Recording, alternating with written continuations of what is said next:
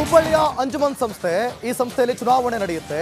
ಈ ಸಂದರ್ಭದಲ್ಲಿ ನಾಮಪತ್ರ ಸಲ್ಲಿಕೆಯ ವೇಳೆ ಜೋರು ವಾಗ್ವಾದ ಆಗಿರೋದು, ಅಭ್ಯರ್ಥಿಗಳು ಜೊತೆಗೆ ಕುಟುಂಬಸ್ಥರ ನಡುವೆ ಜಟಾಪಟಿ ಶುರುವಾಗಿದೆ. ಹಳೆ ಹುಬ್ಬಳ್ಳಿ ಕೇಸ್ ಬಂಧಿತಿದೆಯಲ್ಲ, ಆ ಬಂಧಿತರ ಕುಟುಂಬಸ್ಥರು ತಡೆಯೊಡ್ಡಿದ್ದಾರೆ. ನಾಮಪತ್ರ ಸಲ್ಲಿಸದಂತೆ ಕುಟುಂಬಸ್ಥರು ತಡೆ ಹಾಕಿದ್ದಾರೆ. ಕೈ ಮಿಲಾಯಿಸುವ ಹಂತಕ್ಕೂ ಕೂಡ ಈ ವಾಕ್ಸಮರ ಹೋಗಿದೆ. ಪೊಲೀಸರು ಮಧ್ಯಪ್ರವೇಶದಿಂದ ಒಂದು ಹೈ ಡ್ರಾಮಾ ತಪ್ಪಿದೆ ಅಂತಲೇ ಹೇಳ್ಬೋದು. ಕೆಲಕಾಲ ಸ್ಥಳದಲ್ಲಿ ಬಿಗುವಿನ ವಾತಾವರಣ ನಿರ್ಮಾಣ ಆಗಿತ್ತು. ಹುಬ್ಬಳ್ಳಿಯ ಅಂಜುಮನ್ ಸಂಸ್ಥೆಗೆ ಚುನಾವಣೆ ನಡೆಯೋಕೆ ನಾಮಪತ್ರವನ್ನು ಸಲ್ಲಿಸಬೇಕಲ್ಲ, ಆ ನಾಮಪತ್ರವನ್ನು ಸಲ್ಲಿಸುವ ಸಂದರ್ಭದಲ್ಲಿ ಹಳೆ ಹುಬ್ಬಳ್ಳಿ ಕೇಸ್ ಪ್ರಕರಣದ ಬಂಧಿತರ ಕುಟುಂಬಸ್ಥರು ನಾಮಪತ್ರ ಸಲ್ಲಿಸೋದನ್ನು ತಡೆದಿದ್ದಾರೆ, ತಡೆಗೆ ಯತ್ನಿಸಿದ್ದಾರೆ. ಸೊ ಹೀಗಾಗಿ ಈ ಒಂದು ಜಟಾಪಟಿ ಇದೆಯಲ್ಲ, ಇದು ಕೈ ಮಿಲಾಯಿಸುವ ಹಂತಕ್ಕೂ ಕೂಡ ಹೋಗಿದೆ.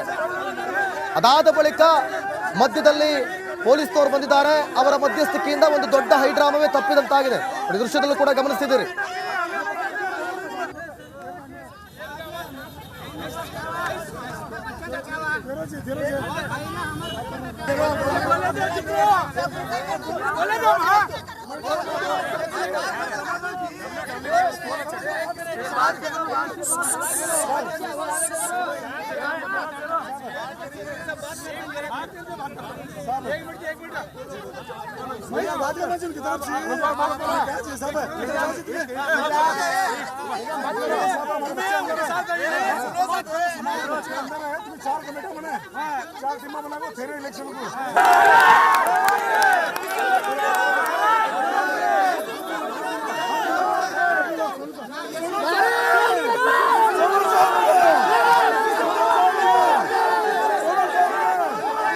ಬಗ್ಗೆ ಮತ್ತಷ್ಟು ಮಾಹಿತಿಯನ್ನು ಕೊಡ್ತಾರೆ ನಮ್ಮ ಪ್ರತಿನಿಧಿ ಪ್ರಕಾಶ್. ಸ್ಪಾಟ್ ಇಂದಾನೆ ಲೈವ್ ನಲ್ಲಿ ಜನ ಆಗ್ತಿದ್ದಾರೆ. ಪ್ರಕಾಶ್, ಸದ್ಯಕ್ಕೆ ಇಲ್ಲಿನ ಪರಿಸ್ಥಿತಿ ಯಾವ ರೀತಿ ಇದೆ?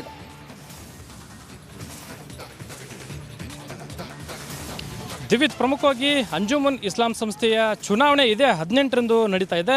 ಈ ಹಿನ್ನೆಲೆಯಲ್ಲಿ ಒಂದು ಕಡೆ ಇವತ್ತು ನಾಮಪತ್ರ ಸಲ್ಲಿಸಲಿಕ್ಕೆ, ಅಂದರೆ ಈ ಚುನಾವಣೆಗೆ ನಾಮಪತ್ರವನ್ನು ಸಲ್ಲಿಸಲಿಕ್ಕೆ ಕೊನೆಯ ದಿನವಾಗಿರುವುದರಿಂದ ಒಂದು ಕಡೆ ಕಳೆದ 2022ರಲ್ಲಿ ಏನು ಹಳೆ ಹುಬ್ಬಳ್ಳಿ ವ್ಯಾಪ್ತಿಯಲ್ಲಿ ಗಲಾಟೆ ನಡೆಯಿತು. ಈ ಗಲಾಟೆಯಲ್ಲಿ 152 ಜನ ಏನು ಯುವಕರು ಬಂಧಿತರಾಗಿದ್ದರು. ಈಗಾಗಲೇ ಜೈಲು ಪಾಲಾಗಿರುವಂತಹ ಕುಟುಂಬಸ್ಥರ ಏನು ಅಂದರೆ ಬಂಧಿತರಾಗಿರುವಂಥ ಕುಟುಂಬಸ್ಥರು ಒಂದು ಕಡೆ ಕಣ್ಣೀರನ್ನು ಹಾಕ್ತಾ ಇದ್ದಾರೆ. ಯಾಕಂದರೆ ಇದೇ 18ರಂದು ಇಸ್ಲಾಂ ಅಂದರೆ ಅಂಜುಮನ್ ಸಂಸ್ಥೆಯ ಒಂದು ಚುನಾವಣೆ ನಡೀತಾ ಇದೆ. ಇವತ್ತು ಇದಕ್ಕೆ ನಾಮಪತ್ರ ಸಲ್ಲಿಸೋಕ್ಕೆ ಕೊನೆಯ ದಿನವಾಗಿರುವುದರಿಂದ ಈ ಅಭ್ಯರ್ಥಿಗಳ ಜೊತೆಗೆ ಕೆಲವೊಂದಿಷ್ಟು ಕುಟುಂಬಸ್ಥರು ವಾಗ್ವಾದವನ್ನು ನಡೆಸಿರ್ತಕ್ಕಂಥದ್ದು. ಹೀಗಾಗಿ ಕಳೆದ 1 ಗಂಟೆಯಿಂದಲೂ ಸಹಿತ ಏನು ಸಾಕಷ್ಟು ಒಂದು ವಾಗ್ವಾದವನ್ನು ಮಾಡುವ ಮೂಲಕ, ಅಂದರೆ ಈ ಒಂದು ಗಲಭೆಯಲ್ಲಿ ಏನು ಬಂಧಿತರಾಗಿದ್ದಾರೆ, ನಮ್ಮ ಮಕ್ಕಳನ್ನು ಬಿಡುಗಡೆಗೊಳಿಸಬೇಕು ಅಂತಕ್ಕಂಥ ಭರವಸೆಯನ್ನು ಈವರೆಗೂ ಕೊಡ್ತಾನೆ ಬಂದಿದ್ದಾರೆ. ಆದರೆ ಈವರೆಗೂ ಅವರ ಮಕ್ಕಳನ್ನು ಬಿಡುಗಡೆ ಮಾಡುವಂಥ ನಿಟ್ಟಿನಲ್ಲಿ ಅಂಜುಮನ್ ಸಂಸ್ಥೆ ಮುಂದಾಗ್ತಾ ಇಲ್ಲ ಅಂತಕ್ಕಂಥ ಒಂದು ಏನು ಅಳಲನ್ನು ತೋಡ್ಕೊಳ್ಳುವ ಮೂಲಕ ಅಭ್ಯರ್ಥಿಗಳಿಂದರೆ ಆ ಅಭ್ಯರ್ಥಿಗಳ ಜೊತೆಗೆ ಸಾಕಷ್ಟು ವಾಗ್ವಾದವನ್ನು ನಡೆಸಿದರು.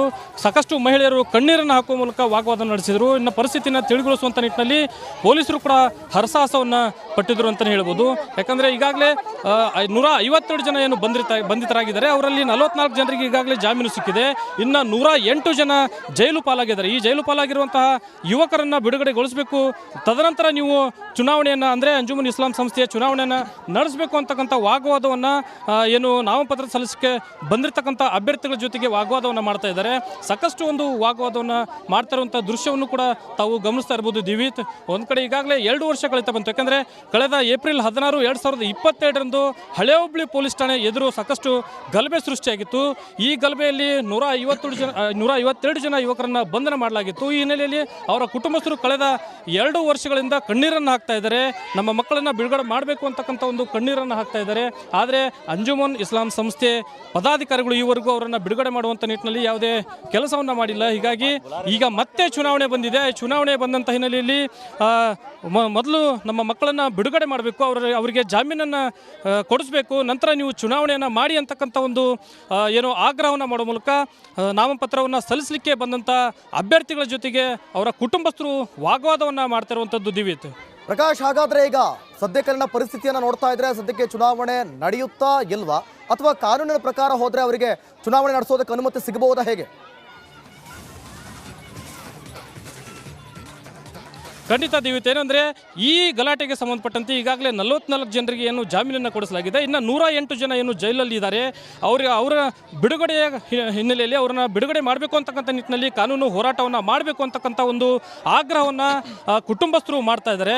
ಯಾಕಂದರೆ ಇವತ್ತು ಈ ಚುನಾವಣೆಗೆ ನಾಮಪತ್ರವನ್ನು ಸಲ್ಲಿಸುವಂಥ ನಿಟ್ಟಿನಲ್ಲಿ ಕೊನೆಯ ಒಂದು ದಿನವಾದ್ದರಿಂದ ಅಭ್ಯರ್ಥಿಗಳು ನಾಮಪತ್ರವನ್ನು ಸಲ್ಲಿಸಲಿಕ್ಕೆ ಬಂದಿದ್ದಾರೆ. ಆ ನಾಮಪತ್ರವನ್ನು ಸಲ್ಲಿಸಲಿಕ್ಕೆ ಬಂದಂಥ ಅಭ್ಯರ್ಥಿಗಳ ಜೊತೆಗೆ ಕುಟುಂಬಸ್ಥರು ಒಂದು ವಾಗ್ವಾದವನ್ನು ಮಾಡ್ತಾ ಇದ್ದಾರೆ.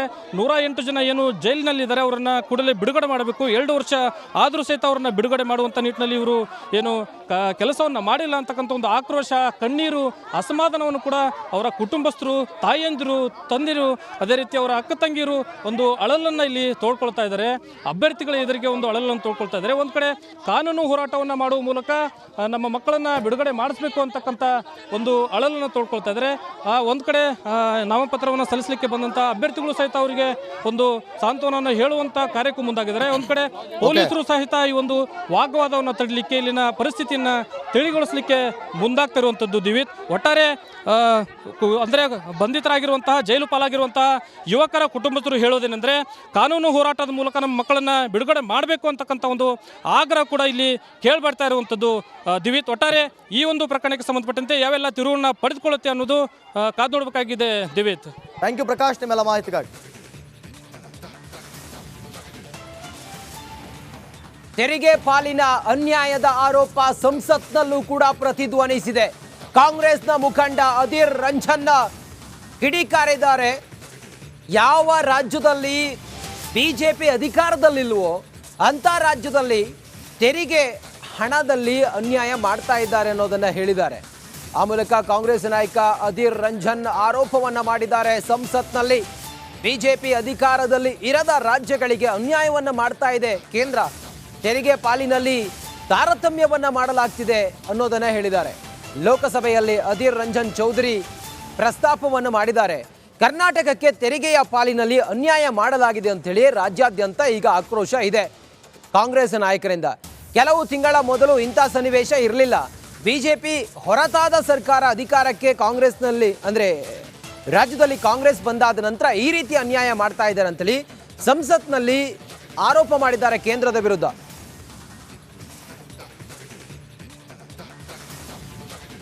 The evolution of taxes, including GST, everything has been prescribed by our constitutions, and it is a constitutional mandate which is to be abided by you.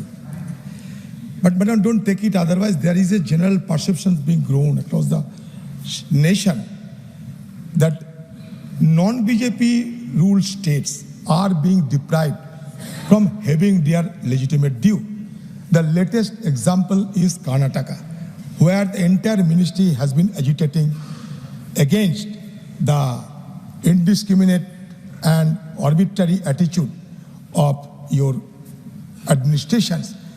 They are alleging that they are being famished by sheer discrimination being played from your ministry. I would like to know whether state government of Karnataka has been deprived from obtaining their legitimate due, because few months ago the situation was not there.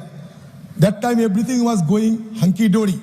But after the new installation of government, because the non-BJP government has been assumed there, since then Adhir Ranjan ಆರೋಪಕ್ಕೆ ಸಚಿವೆ ನಿರ್ಮಲಾ ಸೀತಾರಾಮನ್ ತಿರುಗೇಟನ್ನು ಕೊಟ್ಟಿದ್ದಾರೆ. ಸಂಸತ್ನಲ್ಲಿ ಈ ವಿಚಾರವನ್ನು ಹೇಳಿದಾಗ ಹಣಕಾಸು ಆಯೋಗದ ಶಿಫಾರಸಿನಂತೆಯೇ ಅನುದಾನವನ್ನು ನಾವು ಹಂಚಿಕೆ ಮಾಡಿದ್ದೇವೆ. GSTಯಲ್ಲಿ ಸ್ಟೇಟ್ GSTಯ 100% ರಾಜ್ಯಗಳಿಗೆ ಸಿಗುತ್ತಿದೆ. ಇದನ್ನು ಯಾರು ಕೂಡ ಏನು ಮಾಡೋದಕ್ಕಾಗೋದಿಲ್ಲ ಅಂತೇಳಿ ನಿರ್ಮಲಾ ಸೀತಾರಾಮನ್ ಮಾನ್ಯ ವಿತ್ತ ಸಚಿವೆ ಹೇಳಿದ್ದಾರೆ. ಸಂಗ್ರಹವಾದ GSTಯನ್ನು 50:50 ಅಂತರದಲ್ಲಿ ನಾವು ಅದನ್ನು ಹಂಚುತ್ತೇವೆ ಅನ್ನೋದನ್ನು ಹೇಳಿದ್ದಾರೆ. ನನ್ನ ಇಷ್ಟಾನುಸಾರ ರಾಜ್ಯಗಳನ್ನು ಆಯ್ಕೆ ಮಾಡಲು ಅವಕಾಶ ಇಲ್ಲ ಅನ್ನೋದನ್ನು ಹೇಳಿದ್ದಾರೆ. ನಾನೇನು ಮಾಡಿದ್ದನ್ನೇ ಎಲ್ಲ ಹಣಕಾಸು ಸಚಿವರು ಕೂಡ ಮಾಡ್ತಾರೆ ಅನ್ನೋದನ್ನು ಹೇಳಿದ್ದಾರೆ. ತಿರುಗೇಟ್ ಕೊಟ್ಟಿದ್ದಾರೆ Nirmala Sitharaman. Sir, Adhir Ranjan ji saying in this first place only said 6 months. Till 6 months it was all hunky-dory. Now it's not. Can I, seeking your indulgence, say, till 6 months if it was hunky-dory, what's going wrong now? Have you started spending on items which you were not supposed to spend? I'm not even questioning that. Do spend it, but don't put the blame on me. Don't put the blame on the center because it goes by the rule book. It has to give it, it will give. If the expenditure are going into areas which cannot be sustained by your budget, I'm not answerable for that. So, Adhirji, I'm sorry, till 6 months ago, which government was there, it's not my role now to talk. Hunky-dory it was. No, it's not. Introspect, please. You're saying that. I didn't say that. You're saying that. Sir, therefore, Adhirji, I respect him. I give him detailed answer. But if there is an insinuation that it's because me holding money here, I'm sorry. When the Finance Commission comes, please tell your needs. Please tell your requirements. Please tell your status. And let the Finance Commission fix it. It's a constitutional body. Sir? Okay. Finance Commission is now... Oh, 1 minute. Please. Oh, surely. I'll certainly sit with the Karnataka Minister, Deputy Chief Minister, Honorable D.K. Shivkumarji came and met me. He told me about the difficulties. I've heard him. I've given him the matter-of-fact answer. It's not as if I don't want to meet state authorities, state ministers. I can't do as long as the Finance Commission doesn't tell me to do.